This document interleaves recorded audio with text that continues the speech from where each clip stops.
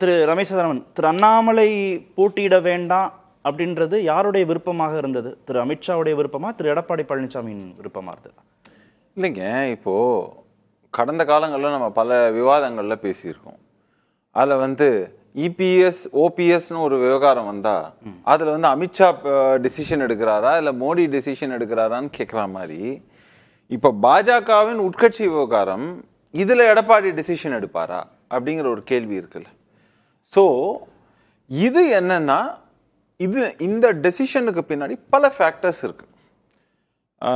இங்கே சொன்னதில் ஒரு சில ஃபேக்டர்ஸ். ஒன்று என்னன்னா, அண்ணாமலை அவர் சொன்ன ஜஸ்டிஃபிகேஷன்ங்கிறது எங்கள் அப்பாவுக்கு உடம்பு சரியில்லை, நான் பார்க்கணும், எனக்கு பர்சனல் கமிட்மெண்ட் இருக்கு அப்படின்னு 1000 விஷயங்கள் சொல்லலாம். ஆனால் உண்மையிலேயே பல விவகாரங்கள் என்னன்னா, அவருக்கும் தலைமையிலிருந்து இறங்கிய பின் அந்த ஒரு மன இதில் இருக்கலாம், விருப்பமின்மை இந்த மாதிரி. இன்னொன்னும் தான் கட்சிக்காக உட்கார்ந்து இறங்கி பணியாற்றுவதுங்கிறது ஒன்று.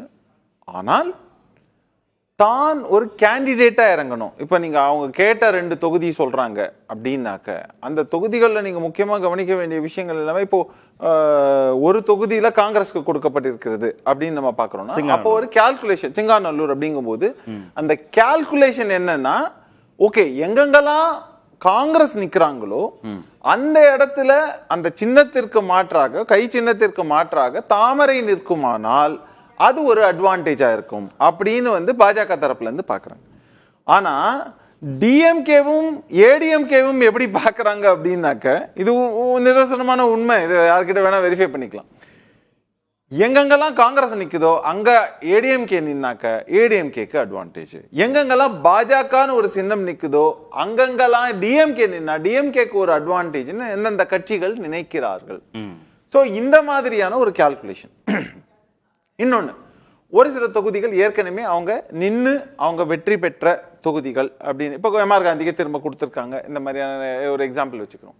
அதே மாதிரி கட்சிக்கு இப்போ காங்கிரஸ்லேருந்து சகோதரி விஜயதாரணி அவர்கள் வந்தாங்க, அவங்களுக்கு விலங்கொடு திரும்ப கொடுக்கப்பட்டிருக்கு. இப்படின்லாம் எடுத்தீங்கன்னா இது எல்லாம் ஒரு சர்டன் கால்குலேஷன்ஸ். இந்த இடத்துல இதையெல்லாம் மீறி இப்போ நீங்க கோவை அப்படின்னு எடுத்தா சகோதரி வானதி அவர்களுக்கு தொகுதி மாறி இருக்காங்க, இருந்தாலும் அங்க கொடுக்கப்பட்டிருக்கிறது அப்படின்னா அவங்க ஒரு பரிச்சயமான முகம், அவங்களால still she can garner votes. அங்க இன்னொரு தொகுதி கொடுக்கறதுல என்ன சிக்கல் பாஜகவுக்கு? இல்ல, ஆனா இத தொகுதி பாஜக கொடுக்கறதுங்கிறது இல்ல. நீங்க இந்த நெகோசியேஷன்ஸ் ஆஸ்பெக்ட்ல எல்லாமே நீங்க ஃபைனலைஸ் ஏடிஎம்கே கூட இருந்து பண்றீங்க. நீங்க ஏதோ ஒரு இறுதி முடிவு எடுத்த பிறகுதான் there will be lot of compromises.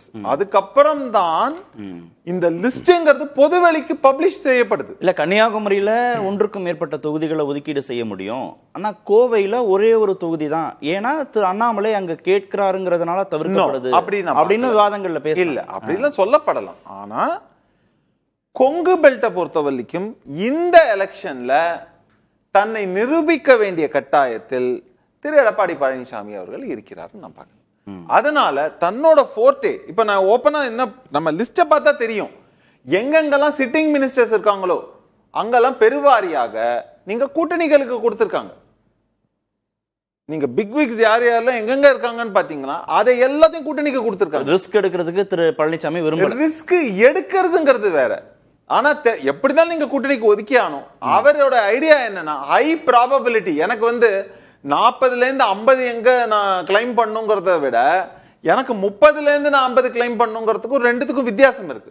அப்போ இன்னொன்னும் நீங்க ரொம்ப டஃப் ஃபைட் இருக்கும்போது ப்ராபபிலிட்டி என்னன்னு நீங்க கணக்கு போடும்போது, சரி நம்ம இந்த பணம் தான் இந்த கான்ஸ்டிடியூன்சில பேசும்னா, நம்ம கூட்டணி கட்சிகள் இன்னும் உடச்சு சொல்லணும்னா ஒரு சில கூட்டணி கட்சிகளுக்கு என்ன சொல்லுவாங்கன்னா, நீங்க சீட்டையும் கொடுத்து நீங்க நோட்டையும் நீங்க தான் கொடுக்கணும். அப்படிங்கும்போது என்ன வரும்னா, சரிங்க இங்க நம்ம செலவு பண்ண 30 கோடி செலவு பண்ணோம், ப்ராபபிலிட்டி என்ன, அதுக்கு 3 கோடி ரூபாய் நீங்க 4 கோடி ரூபாய் நீங்க கூட்டணிக்கு கொடுக்குறீங்க, அவங்களுக்கு கேண்டிடேட்டுக்கு செலவு பண்ண போறீங்கன்னா பாக்கி you can reroute to other assemblies and probably you can win. இல்ல சார், இப்படிங்கிற ஒரு கணக்கு தானே எல்லார்கிட்டயும் இருக்கும். லாஜிக்கா பார்த்தா இல்ல, ஜெயிக்கிறதுக்கான சதவீதம், வெற்றி வாய்ப்புக்கான சதவீதம் அதிமுகவுக்கே குறைவா இருக்குன்னு திரு எடப்பாடி பழனிசாமி நினைச்ச அந்த தொகுதியை வேணான்னு ஒதுக்குறாருன்னா, கூட்டணி கட்சிகள் ஜெயிக்கிறதுக்கு மட்டும் அது எவ்வளவு தூரம் அனுகூலம் கொடுத்துரும்? அங்க இன்னும் பெர்சன்டேஜ் குறைய தானே செய்யும். இல்லைங்க, அதுதான் அது அந்த கூட்டணி கட்சிகளோட பலம் அவங்க என்ன நினைக்கிறாங்கிறதும் இருக்கு இல்லையா. எனக்கு இந்த தொகுதிகளில் கொடுக்கப்பட்டால் அதிமுக எடப்பாடி பழனிசாமி முதல்வர் ஆகணும்னா கூட்டணி கட்சிகளும் கணிசமான தொகுதிகளை ஜெயிச்சு கொண்டாங்க. ரெண்டு இருக்குங்க, கூட்டணி தொகுதியோட இவங்களோட வாக்குகள் உங்களுக்கு டிரான்ஸ்பர் ஆகணும், உங்களுடைய வாக்குகள் கூட்டணிக்கு டிரான்ஸ்பர் ஆகணும். இப்ப பாஜகவுக்கு 4 சீட்டு வந்திருக்கு கடந்த தேர்தல்ல அப்படின்னாக்க இந்த அதிமுக வாக்குகள் முறையாக டிரான்ஸ்பர் செய்யப்பட்டதுங்கிறத பாக்குறோம். முன்னாடி கடந்த காலங்கள்ல ஏன்னா உங்ககிட்ட அதிகப்படியான இப்ப திமுகவோ இல்லைன்னா அதிமுகவோ இவங்க 2 பேரும் எடுத்தீங்கன்னா அந்தந்த கூட்டணியில மேக்சிமம் ஓட் ஷேருங்கிறது இவங்க தான் கொண்டு வராங்க. ஆனா எவ்ரி நம்பர் கவுண்ட்ஸ்ங்கிறதுனாலதான் அலையன்ஸ் எல்லாத்தையும் சேர்த்துக்கிறாங்கன்னு பாக்குறோம். அப்படி இருக்கக்கூடிய சூழல்ல நான் என் ஓட்டு அதிகப்படியான ஓட்டுல, ஏன்னா அங்க ஒரு தொகுதியில ரொம்ப பவர்ஃபுல்லா இருக்கக்கூடிய பர்சன் நாளைக்கு என்ன நினைக்க கூடாதுன்னா எப்படி என்ன மீறி ஜெயிக்கிறேன்னு பார்க்கலாம். அந்த மனநிலைக்கு அந்த பெரிய கட்சிகள்ல இருந்து போனாங்கன்னா உங்களுக்கு 10% ஓட்டு எரோடானா கூட போதும், வெற்றி வாய்ப்பு இதுக்கு. ஆனா நிச்சயமா 90% அதிகமான இடங்கள்லையும் உங்கள் கூட்டணி கட்சிகளுடைய வாக்குகள் பொதுவா முறைப்படியாக சின்ன கட்சிகள் பெரிய கட்சிகளுக்கு டிரான்ஸ்பர் ஆகும். அப்படிங்கிறது தான் அந்த வெற்றிகளை உங்களுக்கு பிரியன் திரு அண்ணாமலையை போட்டியிட வைக்கணும்னு தேசிய தலைமை முடிவு பண்ணி ஒரு தொகுதியை வாங்கினா அதுல திரு எடப்பாடி பழனிசாமியுடைய முடிவோ தலையீடோ எப்படி இருக்க முடியும்? அது பாஜகவின் முடிவு தானே. அதாவது பாஜக கேட்குற எல்லாத்தையுமே ஏடிஎம்கே கொடுத்துட்டு தானே. இப்போது பாருங்கள், அதிமுக தோற்ற 14 தொகுதிகள் கொடுத்துருக்காங்க. 14 தொகுதிகள் அதிமுக தோற்றுது போன எலெக்ஷன்ஸ், அதை கொடுத்துருக்காங்க. அந்த எலெக்ஷன் நீங்கள் சொன்ன மாதிரி தான் ஏடிஎம்கே முக்கியமான ஒரு பார்ட்டி அங்கே இருக்கும்போது அதோட சப்போர்ட் இல்லாமல் பாஜக எப்படி அங்கே வின் பண்ணும்? அவங்களே தோற்றுருக்காங்க. அவங்க கூட்டணி கட்சிக்கு பாஜக கொடுத்தா பாஜக எப்படி அங்கே ஜெயிக்கும்? ஓட்டும் டிரான்ஸ்ஃபர் ஆகும். அது மட்டும் இல்லை, 18 தொகுதிகளில் உதயசூரியன் எடுத்து தாமரை போட்டி போடுது. 18 தொகுதிகளில் உதயசூரியன் எடுத்து தாமரை போட்டி போடுது. அது அட்வான்டேஜ் உதயசூரியனுக்கு தானா? டெஃபினட்டாக தமிழ்நாட்டில் உங்களுக்கு தாமரையோட உதயசூரியன் தான் பாப்புலர். உங்களுக்கு பல தொகுதிகளில் உதயசூரியன் வெற்றி பெறதுக்கான வாய்ப்புகள் இருக்குது. ஏன்னா போட்டியே தமிழ்நாட்டுக்கும் டெல்லிக்கும் தான் சொல்லிட்டு இருக்காரு ஸ்டாலின். ஸோ இன்னும் விமர்சனத்தை கூர்மைப்படுத்துறதுக்கான வாய்ப்புகள் அந்த தொகுதியில் இருக்கிறத நம்ம பார்க்குறோம். அவங்க இந்துத்துவோட கன்சால்டேட் பண்ணுவாங்க, அது எவ்வளோ தான் சாத்தியமாக பொறுத்து இருந்தால் பார்க்கணும். ஆனால் திமுகவுக்கு ஒரு எட்ஜ் இருக்குன்றது தான் என்னுடைய கருத்து ஆக்சுவலாக. அப்போது இந்த மாதிரி டஃப்பான, அதாவது வெற்றி பெறுது தோக்கிறது ஒரு பக்கம் இருக்கட்டும், எடப்பாடி பார்வையில் டஃப்பான ஒரு இடத்த தள்ளி விட்டோம். உதயசூரியனுக்கு போட்டியாக தாமரையை தள்ளி விட்டாங்க அப்படின்னு டஃப்பான இடத்த தள்ளி விட்டோன்னு அவர் நினைக்கிறார். அப்போ இதெல்லாம் வாங்கிட்டு வந்தது யார்? நயினா நாகேந்திரன். இன்னைக்கு செல்வ பிறந்தையை பற்றி நம்ம ஒரு குற்றச்சாட்டு என்ன வைக்கிறாங்க காங்கிரஸில், அவர் திமுகவோட ஜெல் ஆகிட்டாரு. அதே குற்றச்சாட்டு தான். நாகேந்திரன் எடப்பாடியோட ஜெல் ஆகிட்டார். அவர் கொடுத்ததை வாங்கிட்டு வந்துட்டார். அதுதான் அங்கே பாஜகவில் பாதி பேரோட குமுறல் என்னன்னா, இவர் பாதி ஏடிஎம்கே ஆளாவே மாறிட்டார் இவர் நயினா நாகேந்திரன். பிறகு எடப்பாடி ஆளா மாறிட்டாருன்னு பிரியன் சார் சொல்லிடுவாரோ எனக்கு பகீர்னு. நயினா நாகேந்திரன் அடுத்தது சொல்லலாம், அடுத்தது சொல்லுவாரு.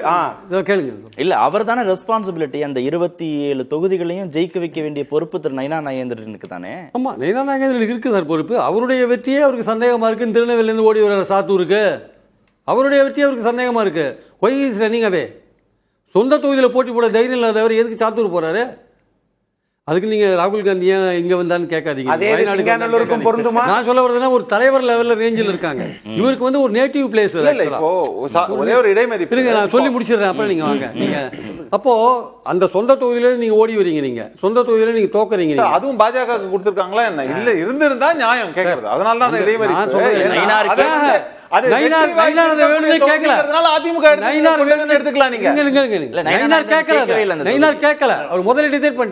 சாத்தூர் போகணும் முதல்ல டிசைட் பண்ணிட்டார். திருநெல்வேலி நமக்கு ஒத்து வராதுன்னு டிசைட் பண்ணிட்டு சாத்தூர் கேட்டு நீங்க அங்க போறீங்க.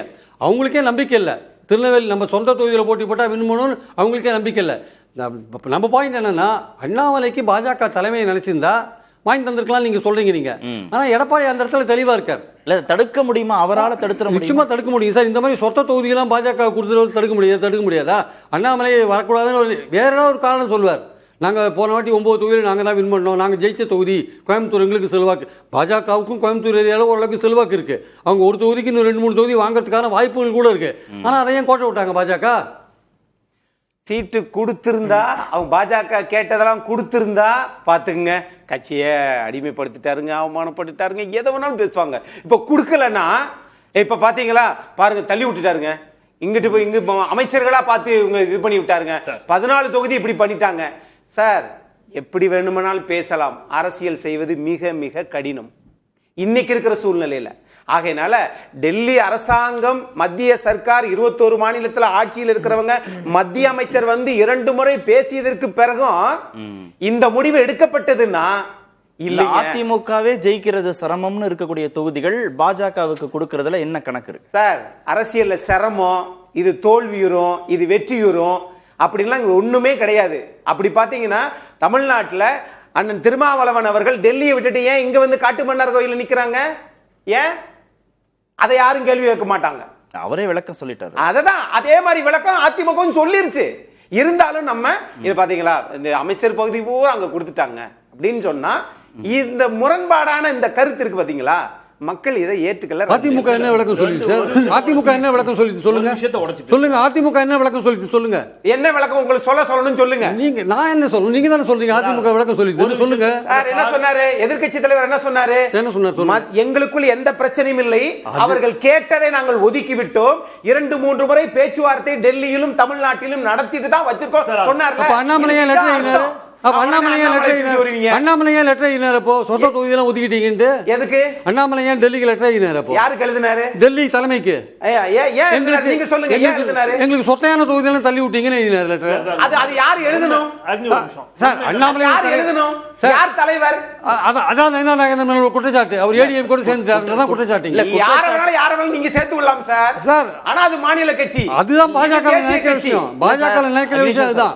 ஏடிஎம் கூட சேர்ந்து அவர் சேர்ந்துட்டாரு. நைனா நாகேந்திரன் மேல வேணாலும் பேசுங்க சார். இல்ல குற்றச்சாட்டு அரசியல் அனுபவம் தான் பெரியது. நைனா நாகேந்திரன் மேல தான் குற்றச்சாட்டு. அவ்வளவுதான். நீங்க என்ன வேணாலும் சொல்லுங்க. சரி அப்படி பார்த்தோம்னா இல்ல அண்ணாமலையோட பிடிபட்டது அது யார் மீது குற்றச்சாட்டு? இல்ல ரெண்டு விஷயம் சார். எனக்கு வந்து ஒரு இந்த கம்பேரிசன்ல எனக்கு ஒரு சின்ன ஸ்லைட்லி மாறுபாடு இருக்கு. அமித்ஷா மிக நிச்சயமாக ஓங்கி எனக்கு இத்தனை தொகுதியில் வேணும், இந்த தொகுதியில் வேணும் என்று சொன்னால் நிச்சயமாக எடப்பாடி பழனிசாமி கொடுத்திருப்பார். நீங்க எடப்பாடி பழனிசாமி கொடுக்கல, அதனால சிக்கல்ங்கிறதுல ஒரு வாதம் எவ்வளவு சரியானதோ அதே அளவிற்கு அமித்ஷாவிடமிருந்து அல்லது மோடியிடமிருந்து அந்த அழுத்தம் வரவில்லை. அவங்க ஏதோ ஒரு இடத்துல அவங்க அதை வந்து வேற ஒரு கேம் ஆடணும்னு முடிவு பண்ணிருக்காங்க அப்படிங்கறதான் ஃபேக்ட். இப்போ நீங்க நைனா நாகேந்திரன் சாத்தூருக்கு போனாருங்கிறது பட்டியல் வெளியில வந்ததுக்கு அப்புறம் இல்ல, அதற்கு பல வாரங்களுக்கு முன்பாக நானே என்னுடைய சமூக வலைதளத்தில் போட்டேன். கோவை வடக்கில் வானதி சீனிவாசனும் அவங்க தெற்குலேருந்து வடக்கு நகரப்புறாங்கிறது பல மாதங்களுக்கு முன்னாடி நம்ம சொன்னோம். இப்போ சில வாரங்களுக்கு முன்னாடி நான் என்னுடைய முகநூல்லையும் ட்விட்டர்லையும் பதிவு பண்ணேன், நைனா நாகேந்திரன் சாத்தூருக்கு வர போறாருன்னு. ஏன்னா அவர் சாத்தூரை டிசைட் பண்ணதுக்கான காரணம் திருநெல்வேலி தொகுதியை பொறுத்தளவில் அவருக்கு ஒரு ராசி. அவர் என்ன நினைக்கிறாரு, ஒரு வாட்டி வெற்றி பெற்றவங்க அடுத்த வாட்டி வெற்றி பெறதில்லை, வெற்றி தோல்வி வெற்றி தோல்வி வெற்றி தோல்வி அப்படித்தான் வருது. அதனால அவர் என்ன செய்யறாரு, அதை பார்த்துட்டு வந்து சாத்தூருக்கு மாறணுங்கிற ஒரு முடிவுக்கு வர்றாரு. அதுக்கு ஒரு டீம் வச்சு அவர் வந்து என்னெல்லாம் எடுத்தார், சர்வேலாம் எடுத்தார். இது ஒரு புறம். இன்னொரு சார், இதில் மிக முக்கியமாக நம்ம கவனிக்க வேண்டியது, அமித்ஷா மிக சமீபத்தில் ஒரு பேட்டி கொடுத்திருந்தார் சார். அது பெரிய அளவில் எங்கேயுமே பேசு பொருளாகல. அந்த பேட்டியில் அவர் பயன்படுத்திய ஒரு வார்த்தை ரொம்ப இந்த ரீடிங் பிட்வீன் த லைன்ஸ் மாதிரி ஒரு வார்த்தை ரொம்ப முக்கியமான வார்த்தை. தமிழ்நாட்டில் எங்களுக்கு அமைப்பு ரீதியாக பெரிய கட்டமைப்பு இல்லை என்பது உண்மை. அதை அவர் சொல்லிக்கிறார், ஒத்துக்கிறார். அதனால நாங்க வந்து யார்கிட்ட போய் அது மாதிரி நாங்க வந்து தாவேகாவுடன் எந்த பேச்சுவார்த்தையும் நாங்க நினைச்சல நடத்தவும் இல்லை. அதையும் சொல்றாரு. எங்கள் பலம் என்னன்னு தெரியும், தமிழ்நாட்டில் எங்களுக்கு பெரிய கட்டமைப்பு இல்லை என்பதை அமித்ஷா அந்த பேட்டியில் திருச்சியில பேசும்போது என்ன பேசினாரு, எங்களுக்கு 18% வாக்கு தொண்டர்கள்ட்ட பேசும்போது அப்படித்தான் சார் பேசி பேட்டி ஒரு பேசு பொருளானது. அதை வச்சு நாங்க வந்து 40-41% எங்களுக்கு அது தொண்டர்கள்ட்ட அப்படிதான் உற்சாகப்படுத்தாங்க. அடுத்த ஆட்சியான ஆட்சின்னு கூட சொல்லலாம். இது ஒண்ணு. இப்ப அண்ணாமலை நிக்காம போனதுக்கான ரீசன் அதான் சார் பிரச்சனை. நான் எக்ஸாக்டா என்ன சொல்றேன், அண்ணாமலை மட்டும் இல்ல நேர்பட பேசுறேன். நான் இதுக்கு முன்பே இதை தெளிவா சொல்லியிருக்கேன். அண்ணாமலை டிடிவி தினகரன் இந்த 2 பேரும் போட்டியிடுவது சந்தேகம். ஏன்னா அண்ணாமலை ஒரு வாதம் என்ன வச்சாரு, அண்ணாமலை தன்னை லீடர்ஷிப் மெட்டீரியலா தான் சார் நினைக்கிறார். நான் லீடர், நானே லீடர், எனக்கு மேல ஒரு தலைவரா, எனக்கு மேல தலைவர்னா அது அமித்ஷா இருக்கலாம், மோடி இருக்கலாம். எடப்பாடி எனக்கு தலைவரா, எடப்பாடி ஆட்சி பெற்ற வேட்பாளர் அண்ணாமலை, அது அண்ணாமலை விரும்பல சார். எடப்பாடி ஆட்சி பெற்ற வேட்பாளர் டிடிவி தினகரன் விரும்பல. அதனாலதான் டிடிவி தினகரன் என்ன சொல்றாரு, நான் டைரக்டா டெல்லியில பேசிக்கிறேன். அப்படி சொல்ல கஷ்டமா இருந்ததுன்னா மோடி ஆசை இல்ல சார், அது வராது சார். சார் அது எப்படி வரும், இங்க அவர் தானே சீஃப் மினிஸ்டர் கேண்டிடேட் சார். அந்த இடத்துல எடப்பாடியின் கை ஓங்கியது உண்மை. எடப்பாடியுடைய கரம் அதுல ஓங்கிடுச்சு சார். இவங்களால அதை ஜீரணிக்க முடியல. அண்ணாமலை எடப்பாடியை வெளுத்துன்னு நினைச்சார். உங்களுக்கு நல்லா தெரியும், இதே அரங்கில் நம்ம பலமுறை பேசியிருக்கோம். அண்ணாமலை அழைத்ததால் தான் அந்த கூட்டணிக்குள்ள வந்தேன்னு டிடிவி சொன்னார். அண்ணாமலை என் இனிய நண்பர். நீங்க நல்லா கவனிச்சு பாத்தீங்கன்னா எடப்பாடி பழனிசாமியும் நயினா நாகேந்திரன் நண்பர்கள், அண்ணாமலையும் டிடிவியும் நண்பர்கள். இங்க நம்ம பேசியிருக்கோம் அதை. அப்ப அண்ணாமலை டிடிவி 2 பேரும் அதை நோக்கி நகர்கின்ற பொழுது டிடிவி ஒரு டிமாண்ட் வச்சு தான் உள்ள வர்றாரு. நான் எந்த இடத்துலையும் யாரோட பேச மாட்டேன், எடப்பாடியோட பேச மாட்டாங்க, டெல்லியில தான் போய் பேசுறாரு. இதே சிக்கல் தான் அண்ணாமலைக்கு. அண்ணாமலை பாஜக தலைமையில் தனித்தாட்சின்னு சில நாட்கள் வரைக்கும் முன்னாடி வரைக்கும் பேசினவருக்கு அதிமுகவோடு கூட்டணி வைத்ததே முதல்ல அவருக்கு உடன்பாடு இல்ல.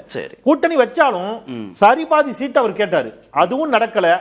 அண்ணா எடப்பாடி கரம் அதுல ஓங்குது அப்படின்னு வருகின்ற பொழுது அண்ணாமலை வந்து அதுல இருந்து என்ன செய்ய, ஒரே ஒரு கேள்வி ரொம்ப சுருக்கமா, டிடிவியும் தினகரனும் அண்ணாமலையும் அப்பர் ஹேண்ட் எடுக்கக்கூடாதுன்னு திரு எடப்பாடி பழனிசாமி நினைக்கிறாரு அப்படின்னா, இவங்க 2 பேரும் திரு எடப்பாடி பழனிசாமி அப்பர் ஹேண்ட் எடுக்கக்கூடாது, ஜெயிச்சிடக்கூடாதுன்னு தானே நினைப்பாங்க. அது அவங்களுக்குள் எந்த விதமான லாபத்தையும் கொடுத்துறாது 2 தரப்புக்கும். இல்ல, கடந்த காலங்கள்ல அந்த மாதிரியான ஒரு மனநிலை இருந்திருக்கிறதுங்கிறது அவங்க கொடுத்த பேட்டியிலே பிரதிபலித்திருச்சு. அதை நீங்களும் மறுக்க முடியாது, நானும் மறுக்க. ஆனா they have come to a compromise. ஆனா இந்த தேர்தலை பொறுத்த வரைக்கும் பல பிரச்சனைகள் இருக்கு. பிரச்சனை, நாட்கள் கம்மியா இருக்கு. நீங்க பிரச்சாரம் பண்ணணும், அதுக்கான வியூகங்கள் அமைக்கணும் அப்படின்னாக்கா முதல்ல நம்மளை நம்பி எலெக்ஷன்ல நிக்கிறவங்களை ஜெயிக்க வைக்கிறது ரொம்ப முக்கியம். ஏன்னா ஒரு தலைவர், ஒரு கட்சியோட தலைவர், உதாரணத்துக்கு நீங்க டிடிவி அவர்களை சொல்லணும்னா, அவரை நம்பி ஒரு 6 8 கேண்டிடேட் நிக்கிறாங்கன்னா அந்த 6 சீட்லயும் அவர் ஃபோக்கஸ் பண்ண வேண்டியது ரொம்ப எந்த அளவுக்கு இம்பார்ட்டன்ட்னா, தன் தொகுதி நான் மட்டும் நின்னா போதுன்னு, ஒரு தொகுதி அந்த தலைவர் மட்டும் நின்னுட்டா அவர் கட்சியின் தலைவர்னு நீங்க வந்து இது பண்ண முடியாது. அது ரொம்ப முக்கியமான விஷயம். சரி, 2வது விஷயம் அவர் பார்க்க வேண்டியது இந்த ப்ராபபிலிட்டி ஆஸ்பெக்ட்ல மற்ற விஷயங்களையும் கவனத்தில் எடுத்துக்கும் போது இந்த சமயத்துல இந்த மாதிரியான டெசிஷன் தான் சரியா இருக்க முடியும் அப்படின்னு. ஏன்னா ஃபியூச்சர்ல அவர் என்ன நினைக்கலாம்னா, ஒருவேளை நான் எம்பி சொல்லுங்க சார், 543 எம்பி தொகுதிகளிலும் பாஜகவும் கூட்டணி கட்சிகளும் போட்டிடுது, நான் போய் பிரச்சாரம் போகணுங்கிறதுக்காக மோடி போட்டிடாம இருக்க போறாரா? அப்படி இல்ல சார். டிடி இப்ப திரும்ப எதுக்கு வராரு அண்ணன்? சரி, பெரிய எதுக்கும் சின்ன எதுக்கும் திரும்ப அண்ணன் இடைவேளைக்கு நம்ம அவருக்கு உற்சாகத்தை தரல, கட்சியை அவங்க திமுகவா மாறிட்டாங்கன்றது சமூக வலைதளங்களுடைய குற்றச்சாட்டு. அதனால கட்சியை நம்ம வளர்ப்போம்.